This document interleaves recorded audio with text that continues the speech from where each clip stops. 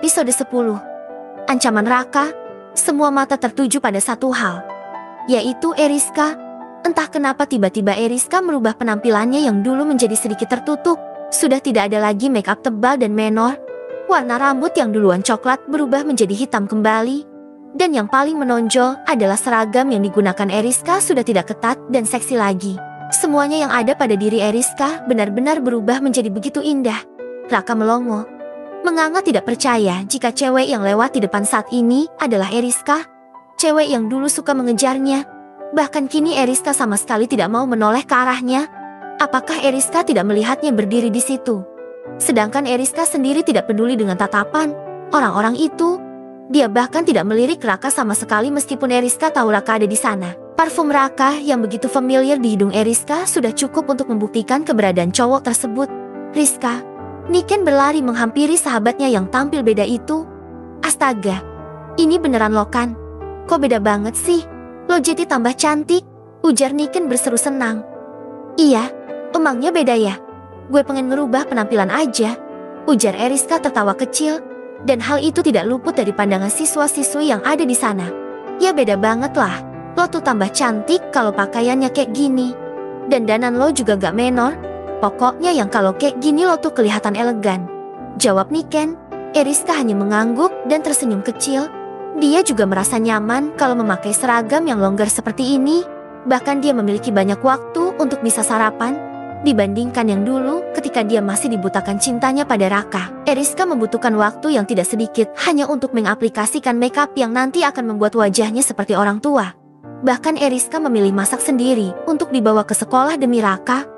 Eriska ingin Raka nanti bakal mencintai dirinya dengan makanan buatannya. Namun, buktinya hingga 1,5 tahun bahkan Raka belum bisa menyukainya. Apa mungkin karena rasa masakannya tidak enak? Tapi banyak yang mengatakan jika makanan yang diberikan pada Raka tidak dimakan oleh cowok tersebut, makanan itu biasanya berakhir di tempat sampah atau enggaknya diberikan kepada Kenzo atau Firza. Kok lo diem aja? Apa lo nggak suka ya? Tanya Niken. Enggak suka apanya? Enggak suka sama penampilan lo sekarang? Tanya Niken. Eriska langsung menggeleng. Suka banget, dan aku merasa nyaman dengan seragam ini. Bahkan aku merasa menjadi diriku sendiri sekarang. Dan sepertinya mulai saat ini aku akan kembali seperti dulu ketika saat SMP. Aku akan serius belajar untuk mendapatkan kembali nilai-nilai yang baik. Aku ingin ujian kali ini mendapatkan nilai yang sempurna. Good girl. Berarti sekarang lo udah waras ya? Padahal kemarin-kemarin lo masih gila karena cowok itu.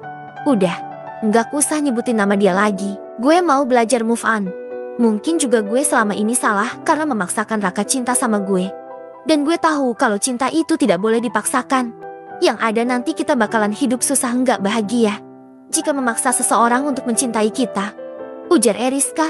Sepertinya hatinya sudah benar-benar legowo. Bagus, senang sekali kalau lo mau berubah.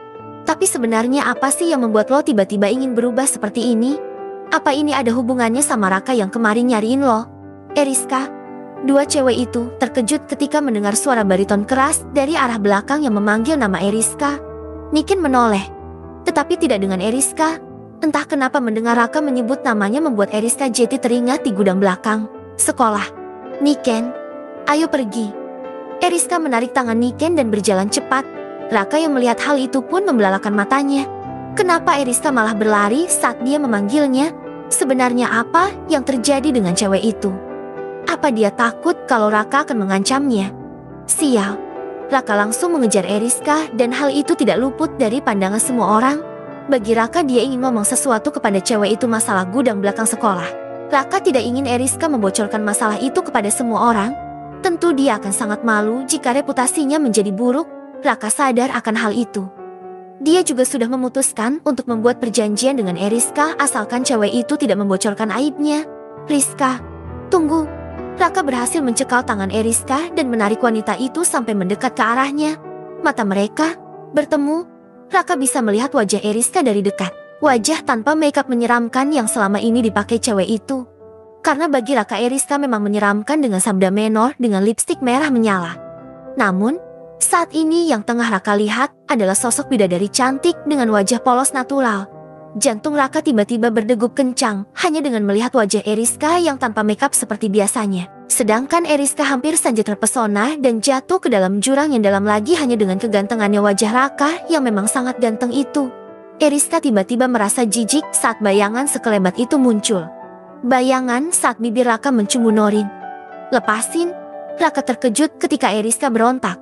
Tapi tangan Raka tetap mencekal lengan Rizka dengan kuat sampai lengan itu memerah. Gue mau ngomong sama Elo. Raka akhirnya menarik Eriska ke dalam kelas kosong. Norin sempat melihat hal itu dan matanya menunjukkan kecemburuan yang dalam. Raka, mau lo apa sih? Geram Rizka. Entah kenapa dia benar-benar tidak suka diperlakukan seperti ini oleh Raka. Mata Raka menatap Eriska tajam. Begitupun sebaliknya. Eriska juga tidak kalah tajam menatap Raka yang kini wajahnya sudah begitu dekat. Raka sempat tertegun saat melihat tatapan mata itu. Entah kenapa Raka merasa jika tatapan mata Erika sudah tidak nampak lagi cinta yang membara di dalam sana. Raka hanya melihat tatapan kebencian dan juga kekecewaan. Gue tahu lo kemarin yang ada di gudang itu. Kan, gue harap lo nggak ngebocorin rahasia itu sama siapapun. Eriska sempat terkejut dengan ucapan Raka. Padahal tadi dia sempat care karena Raka menarik dirinya di depan banyak orang. Eriska kira Raka sudah bisa membuka hatinya. Tetapi ternyata dia salah. Eriska salah besar. Raka mencarinya hanya karena dia ingin Eriska tutup mulut tentang apa yang terjadi di gudang belakang itu. Hahaha, Ceka. Kenapa? Lo takut gue sebarin tingkah menjijikan Elo sama cewek lo itu? Cih, kalau mau begituan jangan di sekolah bro. Nyari, hotel sana. Amarah Raka membara ketika mendengar ucapan Eriska yang seakan meledeknya. Matanya menggelap. Tangan Raka sudah naik ke atas dan hampir melayang ke pipi Eriska. Tepat ketika Eriska berucap membuat Raka berhenti. Tampar muka gue, atau lo dan cewek lo yang cupu itu akan jadi bulan-bulanan seluruh siswa di sebelum Masehi ini. Raka mengepalkan tangannya erat. Dia tidak suka dengan ucapan Eriska mengenai dirinya dan Norin yang seakan-akan sudah sering melakukan hal itu.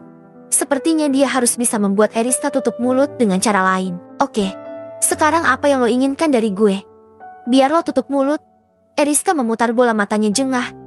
Ternyata Raka setakut itu jika dia akan membocorkan aibnya bersama Norin. Entah kenapa kesan terhadap Raka semakin menjadi buruk di pikiran Eriska. Sudah cukup sepertinya Raka memang bukan cowok yang baik. Gue mau lo, nggak usah muncul di hadapan gue lagi. Gue jijik. Bersambung.